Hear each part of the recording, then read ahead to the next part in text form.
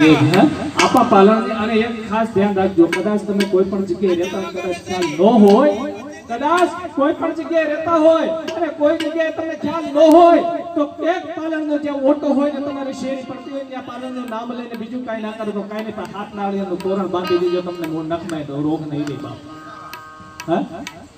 હજી આ કળિયુગની અંદર કોઈ પણ જગ્યાએ જાઓ, અરે આ તો તમે શહેરમાં રહ્યો છો, પણ ગામડે જાઓ ને તો ગામડાની અંદર આપણી જે વાડી હોય ને આ પાલનની વાડી કહેવાય હો. આપણી જે વાડી હોય એ વાડીની અંદર તમે પ્રવેશ કરો તો ત્યાં તમે ક્યારેક નજર નાખજો, ઉપર નાળિયેરનું તોરણ બાંધેલું હોય, કદાચ એમને ખબર ન હોય પણ આવા વડવાઓને પૂછજો, એને ખબર હોય.